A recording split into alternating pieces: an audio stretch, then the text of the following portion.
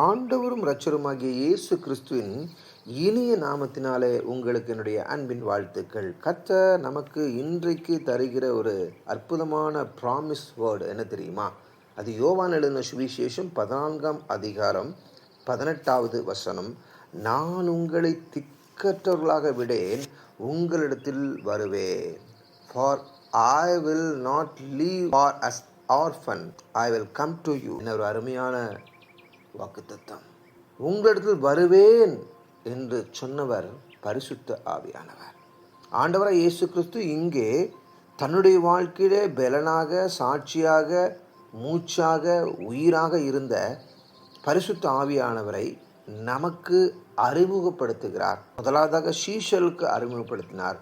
அவர்கள் மூலமாக நமக்கு அறிமுகப்படுத்துகிறார். வசனத்தை நாம் வாசிப்போமா? 16வது வசனம்.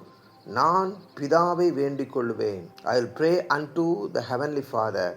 அப்பொழுது என்றென்றைக்கும் உங்களுடைய கூட இருக்கும்படிக்கு, ஃபார் எவர், என்றென்றைக்கும் இருக்கும்படி சத்திய ஆவியாகிய வேறொரு தேற்றரவாளனை அவர் உங்களுக்கு தந்தருவார். Another comforter, the eternal God of the holy spirit என்று ஆண்டவராய் இயேசு கிறிஸ்து கூறுகிறார். இதில் முக்கியமான ஒரு வார்த்தை ஃபார் எவர், என்றென்றைக்கும் தங்கியிருக்கிற ஆவியானவர். சங்கீதம் 63:1 நாம் வாசிக்கும் பொழுது, தாவீது யூதாவின் வனாந்திரத்தில் இருக்கையில் பாடின சங்கீதம். அவன் எப்படி வனாந்திரத்தில் இருக்கும் பொழுது இப்பேற்பட்ட சங்கீதத்தை பாட முடியும்? தேவனே, என்னுடைய தேவன், அதிகாலமே உம்மை தேடுகிறேன். வறண்டதும் விடாய்த்ததும் தண்ணீரற்றதுமான நிலத்திலே என் ஆத்துமா உம்மேல் தாகமாயிருக்கிறது. என் மாம்சம் உம்மை வாஞ்சிக்கிறது. தாகம், ஆத்துமாவில் ஒரு தாகம், மாம்சத்திலே ஒரு வாஞ்சை. எனக்கு பிரியமானவர்களே, ஆத்துமா சோர்ந்து போகும் பொழுது மாம்சத்திலே வாஞ்சை காணாமல் போகும். எப்படி தெரியுமா? பரிசுத்த ஆவியானவர் நமக்குள்ளாக வாசம் பண்ணாத போது. அவர் அடுத்ததாக சொல்லுகிறார், உமது வல்லமையும் உமது மகிமையும் கண்டேன். வனாந்தரத்தில் இருக்கையில் ஆண்டவராய் இயேசு கிறிஸ்து பரிசுத்த ஆவியினாலே யோர்தானை விட்டு திரும்பி வனாந்திரத்துக்கு கொண்டு போகப்பட்டார் என்று வேதம் சொல்லுது. இந்த உலகம் ஒரு வனாந்திரம். இந்த உலகம் பரிசுத்த ஆவியானவரை காணாமலும் அறியாமலும் இருக்கிறபடினால் அவரை பெற்றுக்கொள்ள மாட்டார். இந்த உலகம் பெற்றுக்கொள்ளவில்லை.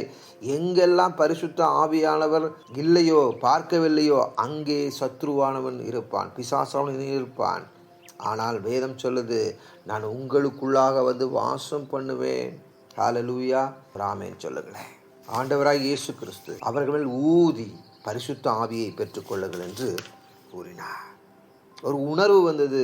தாவீதுக்கு ஒரு உணர்வு வந்தது. அவன் உலகத்தை விட்டு பிரித்து எடுக்கப்பட்டான். நாத்தான் தீர்க்கதரிசியால் கண்டிக்கப்பட்ட பொழுது அவன் மனம் திரும்பினான், பாவ மன்னிப்பு பெற்றுக்கொண்டான். ஆகவே இன்றைக்கு நம்முடைய வாழ்க்கையிலே நாம் மனம் திரும்பும் பொழுது, நாம் பாவ மன்னிப்பை பெற்றுக்கொள்ளும் பொழுது நம்முடைய வாழ்க்கையிலே பரிசுத்த ஆவியானவர் கிரியை செய்வார். பாவத்தோடு கூட பரிசுத்த ஆவியானவர் பெற்றுக்கொள்ள முடியாது. மனம் திரும்புதல் இல்லாமல் பரிசுத்த ஆவியான் கிரியை செய்ய முடியாது. ஆகவே இன்றைக்கு நம்முடைய கிரியைகளை விட்டு, ஆண்டவரே உடைய மாம்சத்திலே வாஞ்சிக்கிறேன்னு சொல்லி வாஞ்சிப்பது கூட மட்டுமல்லாமல் ஆத்துமாவிலே நாம் தாகமாயிருந்து பரிசுத்த ஆவியானவரை நான் பெற்றுக்கொள்ளும்படியாக உங்களை வாஞ்சிக்கிறேன். கண்களை மூடி ஜெபிப்போமா? அன்பின் பரலோக பிதாவே, நீர் சொன்னீரல்லவோ, நான் உங்களை திக்கற்றவர்களாக விடேன், உங்களிடத்தில் வருவேன் என்று சொன்னீங்கப்பா. வனாந்திரத்தில், போராட்டத்தில், பிரச்சனையில், சூழ்நிலையில், மிகவும் மோசமான வியாதி, படுக்கை, கடன், இப்படிப்பட்ட சூழ்நிலை இருக்கும் பொழுது எங்களுடைய மாம்சமும் எங்களுடைய ஆவியும் சோர்ந்து போய் நாங்கள் திக்கற்றவர்கள், எங்களுக்கு யாருமே இல்லை என்கிற உணர்வோடு கூட நாங்கள் வரும் பொழுது அந்த மாம்சத்தின் கிரியைகளை நீர் தவிடுபடியாக்கி எங்களிடத்தில் பரிசுத்த ஆவியானவராய் நீங்கள் வந்து வாசம் பண்ணினுக்கா நன்றி ஆண்டவரை. பொறுப்படுத்திக் கொள்ளுங்க, பாதுகாத்துக் கொள்ளுங்க. இயேசுவின் நாமத்தில் எப்பொழுதும் எங்களோடு கூட இருக்கும்படியாக ஜெபிக்கிறேன். தேங்க்யூ. God bless you.